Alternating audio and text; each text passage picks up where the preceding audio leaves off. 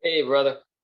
I wanted to share with you something that really spoke to me lately, and it's about what's most vital. So let me explain, uh, and I'll allow anyone else who wants to jump in to kind of jump in. Um, but what's most vital? If you have worked in the medical field, or you know somebody who works in medical field, or if you've ever been to a hospital, you realize that there is one thing that is most important when you visit an emergency room. It's the vitals.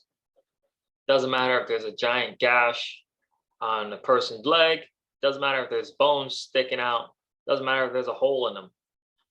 The very first thing that is checked by the emergency medical response team are the vitals, because without the vitals, you can't live.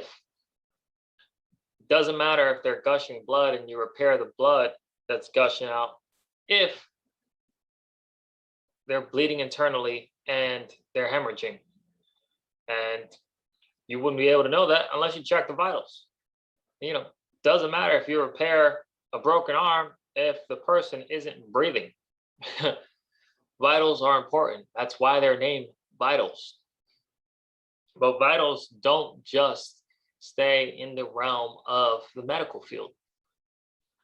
There are things that we do every single day that are vital components to our work. Whether you work for yourself or you work for someone else, you can identify, one, two, three things that are the most vital things in your workspace, and everything else is just white noise. Checking emails isn't vital. Searching the internet isn't vital. But what's truly vital?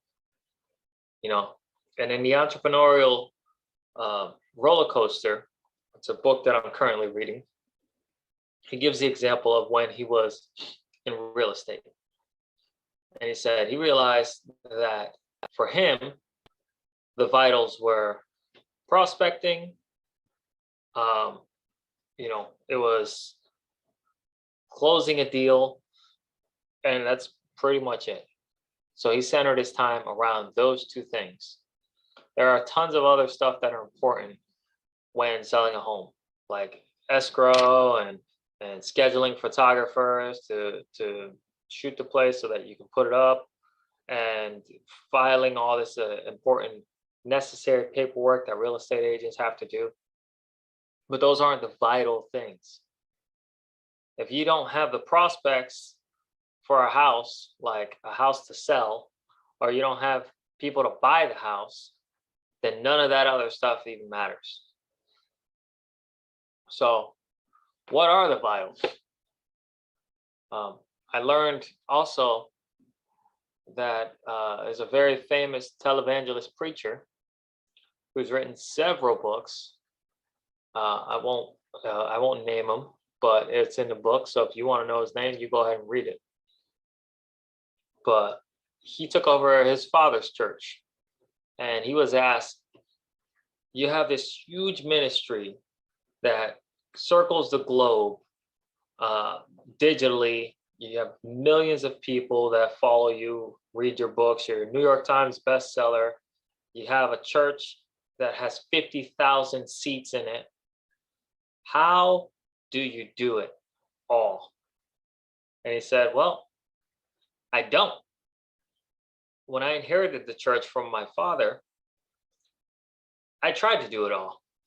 I used to fix the lights. I used to mop the floor. I used to clean the pulpit. I used to be the first one in, opening the doors, letting everybody in. I used to be outside in the parking lot, fixing up the parking lot before church service.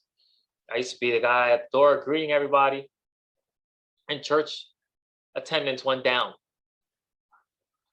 So I realized, what's the most important part of my day? Or what's the most important part of what I do? Well, it's the Sunday sermon. It's that little bit of time I have to really deliver an impactful message that will touch people's hearts and hopefully bring them to Christ, sharing the gospel. So what did he do? He delegated out everything else that he had to do, and he focused on just a Sunday sermon. Wednesdays, he would research a Sunday sermon. That's it. Thursdays, he would write his Sunday sermon. Excuse me. Fridays, he would rehearse and practice his Sunday sermon. Saturdays, he would give his Sunday sermon to a small select group. And then Sunday, he would give his sermon to the masses so that it could be viewed and streamed globally. And that was the majority of his schedule. Mondays were off. Tuesdays were leadership days where he'd go in and he'd talk with the rest of the church staff and just kind of make sure everybody was doing their assigned tasks and, answering whatever media presentations he had to do. But that is the schedule. He 100% devotes himself to the one vital thing that he does within his ministry. And he gives that one vital thing the majority of his week. And he's got a thriving multi-million person reach of a ministry. And it's because that's how he structured himself to be successful. And that's what I've come to learn, is that I'm good at doing a lot of things, but there are just few things that are very vital to success for me. And it's the same thing for you. So don't get caught up doing everything or doing a ton of things and being a jack of all trades. Because the saying, about being a jack of all trades, master of none, you also get paid like none. So don't be a jack of all trades. Be the master of one, so then you can be paid for the one. Anyways, that was a huge revelation for me from the entrepreneurial roller coaster. And it's something that I am learning to put into my schedule and to work through routinely so that I can be successful at what really matters most. And whatever else there is, to delegate that off so that I'm not taking away from the one or two or three things that I do that impact the most.